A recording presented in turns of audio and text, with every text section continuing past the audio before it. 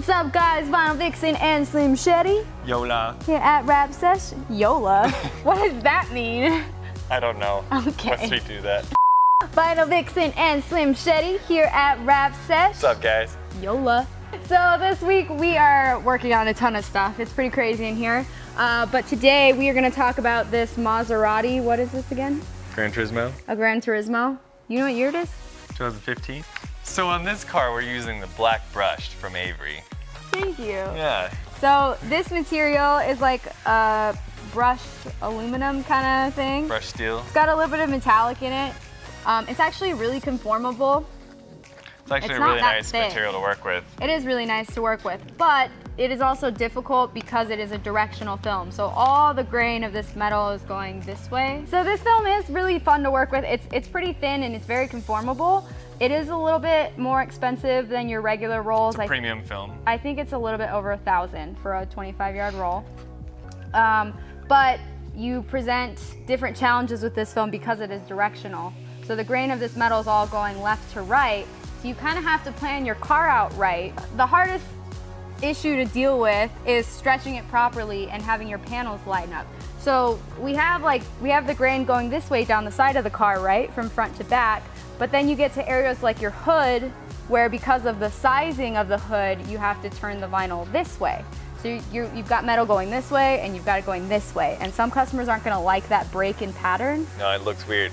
Yeah, especially like the front bumper too. So, you know, you Front have bumper, to wrap it around this way. You can make match at least the fender and though, try to make it match the because fender. it wraps around. But no matter what, the hood will not match the front of the bumper. On certain cars it's different because obviously they have a brake, like certain like muscle cars or something. I'm gonna actually demonstrate, we're gonna try to bruise this film. One issue you have when you're stretching this is you have to stretch it really, really even and consistently. If you try to pull little areas and stretch just a section of the material, you get something that looks like a dent almost in the film. These are straight lines, so if you pull on a straight line from one angle in a sharp corner, it's gonna make those lines bend in that area, and so that bend is gonna create a dent-looking, you know. A dent-looking dent, basically. Dent. That's what's gonna happen. So we're gonna try to make that happen really fast. Say we're stretching this on here, lay it down, same. So that's how it would normally go down, but then if you, say I had to pick this up because it was wrinkled right here or something, if you pull that too hard in one area. Oh, I see your fingers, yeah. Or your fingers, your fingers instantly, so like, let's say I pulled right here. I'm obviously dramatically pulling on it, but I'm trying to make it happen. Oh, yeah. So, you can see that? You probably can't see from that far away, but we'll get a close-up on it. I can see your fingers literally like this. Yeah, so it literally will give you an imprint of wherever you pulled on. Your fingerprints are on this car now. Yeah. That looks crazy. Yeah, it looks like my hand is imprinted into the metal. So that's why when you're stretching this stuff, you need to be very smart about how you're doing it. It needs to be very even. So we're gonna be doing the passenger rear hip right now, which is there's like a crazy complex recess area in there that we're gonna have to hit with like a wrap glove in like one go. So you wanna do it in one hit, because if you don't and you stop and you have to and then you reposition pick the stuff up like material, this, then that's you get what's gonna happen. The fingerprint dents. Yeah, we Finger need a cool dents. name for them. Finger dents. Finger dents. You heard it here. Rap Sesh.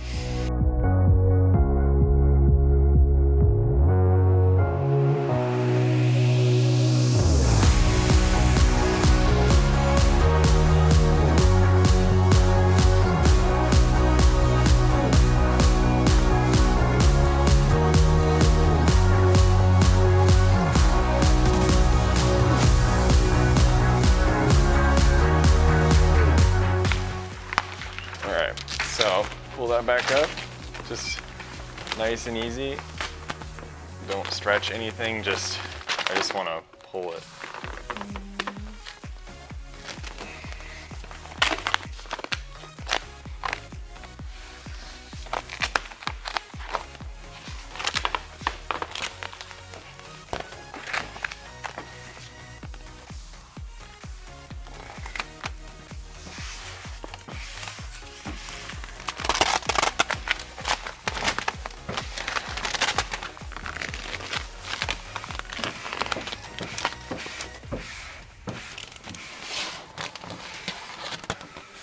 But if you have to, you just need to be very, like, you have to stretch it, but you just can't stretch small sections. You just have to stretch it slowly and evenly. If you pull too hard in one spot, it'll get you. So you have to kind of, the whole thing if you're gonna stretch something.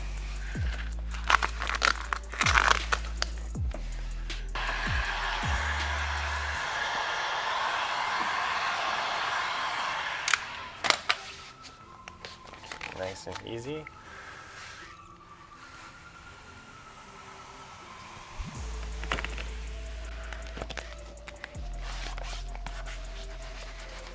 That's solid.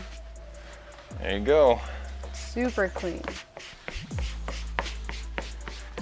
And we're like perfectly straight up here, so we should line up with the trunk nice. I'm gonna try to explain this way we're gonna do this hood, because the hood is actually over 60 inches one way, which is a really big hood both ways. So this material, we actually can't do it the way we want to do it without throwing a seam in the middle. Well, normally someone would probably just throw a seam on these body lines, you know, which is a good, you know, it'd be like a nice 3-piece hood. But we're gonna try something a little differently. We're gonna do it in 4 pieces. And the reason why, we're gonna do something called a fuse, which is something that we kind of came upon making some stuff work, which is part of the job. You kind of figure out how to make stuff work.